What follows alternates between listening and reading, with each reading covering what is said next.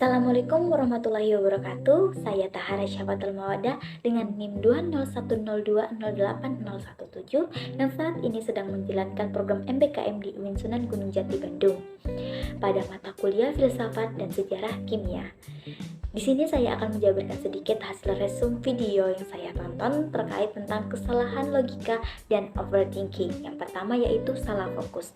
Salah fokus ini merupakan salah satu kesalahan logika yang terjadi ketika argumen atau tanggapan tidak relevan karena menyasar keluar inti dari topik argumen.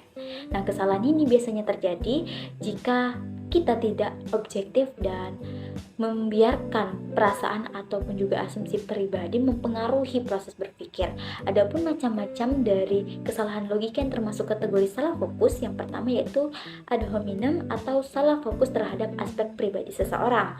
Nah, misalnya menyerang latar belakang, kondisi fisik atau kepercayaan pembuat argumen, bukan kepada isi dari argumen itu sendiri. Yang kedua, fokus pada hal-hal yang tidak disukai. Yang ketiga, kue-kue atau kesalahan fokus ke perilaku pembuat argumen yang tidak sesuai dengan isi argumennya. Yang keempat yaitu fokus ke pendapat mayoritas, di mana kuat lemahnya sebuah argumen ini ditentukan oleh premis-premis dari kesimpulan argumen itu sendiri. Yang selanjutnya yaitu lompatan logika. Lompatan logika atau kesalahan logika yang terjadi saat seseorang terburu-buru mengambil kesimpulan tanpa premis yang cukup. Nah, di sini ada 4 jenis kesalahan dari lompatan logika. Yang pertama yaitu menganggap karena A terjadi sebelum B atau A berkorelasi dengan B, maka A pasti menyebabkan B. Padahal sebelum itu, kita harus terlebih dahulu menjelaskan hubungan dari sebab akibat itu bisa terjadi.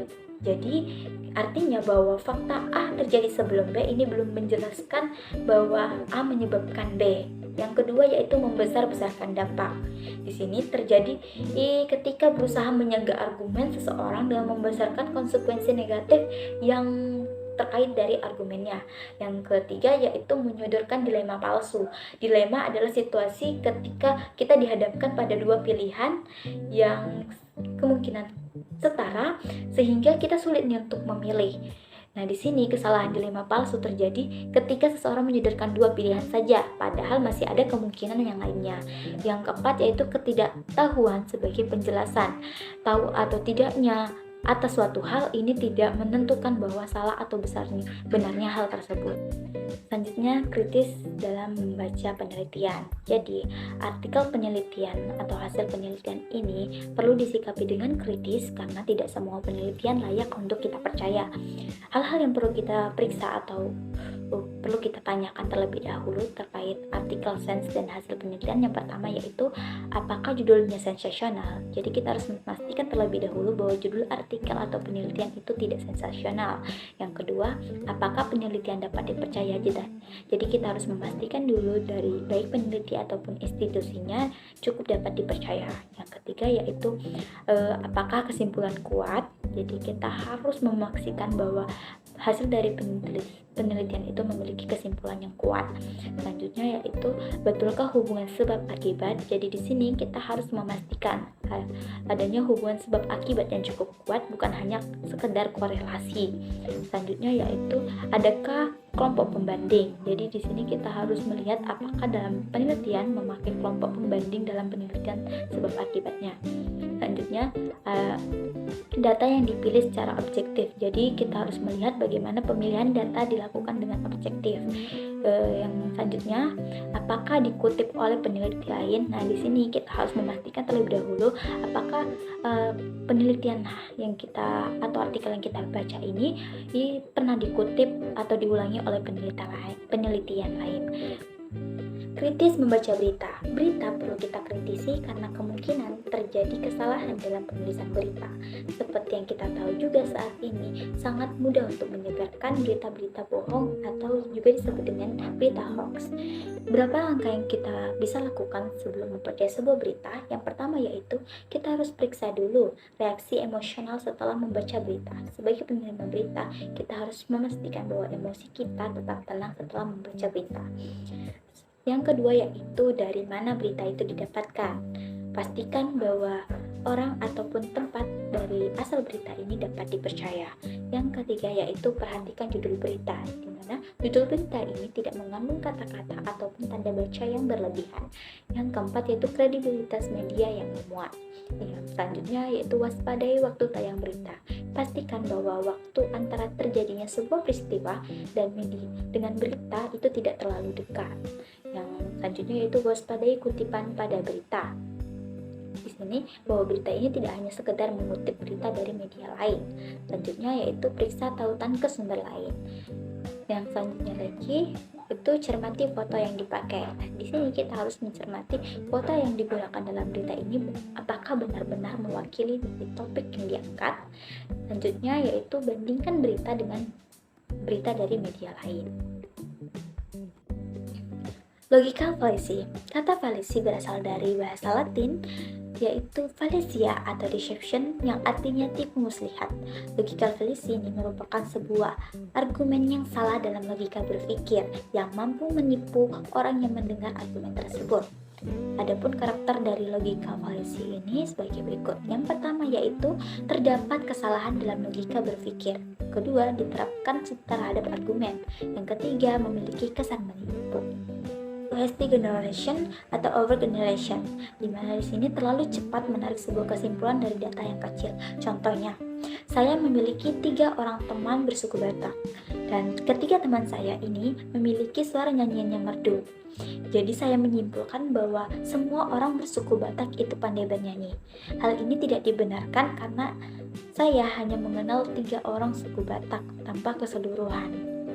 Selanjutnya, circular reasoning. Argumen yang berputar-putar tapi tidak menyetarakan bukti atas klaim yang dikatakan. Contoh, video game kekerasan menyebabkan remaja melakukan kekerasan. Mengapa? Karena remaja yang melakukan kekerasan memainkan video game kekerasan. Jadi selalu berputar-putar. Contoh kedua, semua orang menyukai Ara. Kenapa orang menyukai Ara? Karena dia populer. Mengapa populer? Karena semua orang menyukai Ara. Jadi selalu saja berputar-putar. Slippery slope. Slippery slope ini adalah sebuah langkah-langkah yang terlalu banyak untuk memperoleh kesimpulan yang terlalu simplistik. Jadi satu langkah kejadian akan menyebabkan langkah-langkah lain yang panjang sehingga menimbulkan dampak signifikan. Contohnya, jika tidak lulus ujian besok, saya tidak akan mendapatkan nilai yang baik untuk menuju ke perguruan tinggi yang bagus. Kemudian saya tidak akan bisa mendapatkan pekerjaan dan mencari nafkah. Jika saya tidak lulus ujian, ini artinya hidup saya hancur. Padahal dengan tidak lulus ujian bukan berarti kita menghancurkan seluruh hidup kita. Yang selanjutnya itu jenis strawman, ketika menciptakan target palsu atau argumen baru untuk diserang. Contoh, Udin akan pindah bulan depan ke Makassar untuk menempuh pendidikan di sana. Mumu mengatakan bahwa Udin egois dan sudah tidak menghargai persahabatan mereka. Di sini, Mumu memberikan argumen palsu dengan menganggap Udin egois dan tidak menghargai persahabatan mereka, tanpa menyinggung keberangkatan Udin yang pindah ke Makassar untuk menempuh pendidikan di sana. Selanjutnya ada hominem, argumen yang ditunjukkan pada pribadi lawan bicara, bukan kepada argumen. Contohnya, kamu masih SMP, tidak perlu menjelaskan pengolahan limbah cair yang baik kepada kami. Yang kedua yaitu bagaimana aku percaya, mengambil MK filsafat ilmu saja belum pernah. Nah, di sini dia menyerang kepada sisi pribadi si pembicara, bukan kepada argumen yang diberikan oleh si pembicara tersebut. Fase dikotomi, atau ketika menganggap sebuah argumen hanya ada alternatif dua pilihan. Yang pertama, contohnya nih, jika bukan kekurangan pupuk, pasti karena serangan jamur Fusarium. Contoh kedua, jika tidak merobohkan atau membangun gedung baru, maka akan mempertaruhkan keselamatan siswa. Padahal ada kemungkinan pilihan lain yang tidak disebutkan dalam argumen tersebut. Overthinking merupakan persepsi atau asumsi seseorang terhadap sesuatu sebagai reaksi dari apa yang terjadi di sekitarnya. Persepsi dipengaruhi oleh berbagai hal-hal dan overthinking sendiri cenderung mengarah pada pola pikir negatif. 3 pola negatif thinking yang paling umum, yang pertama yaitu pola pukul rata.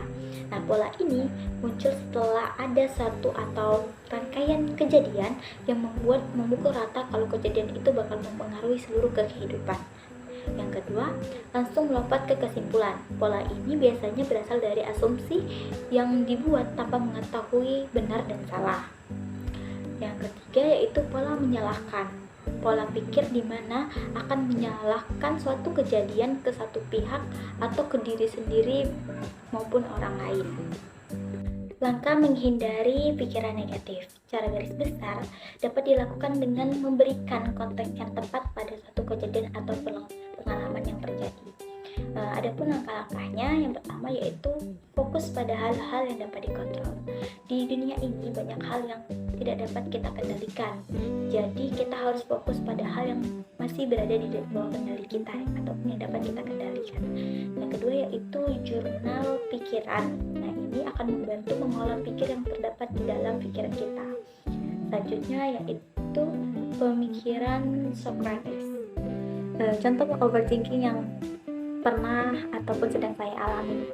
Yang pertama itu terkait tentang keluarga. Sering muncul perandaian-perandaian dan pertanyaan-pertanyaan terkait bagaimana jika dulu saya bisa menolak keras perceraian orang tua. Apakah kehidupan saat ini akan lebih baik? Sebelum mencapai titik stabil, saya sempat berkecamuk dan juga melewati proses panjang dalam penerimaan kehidupan saya yang saat ini.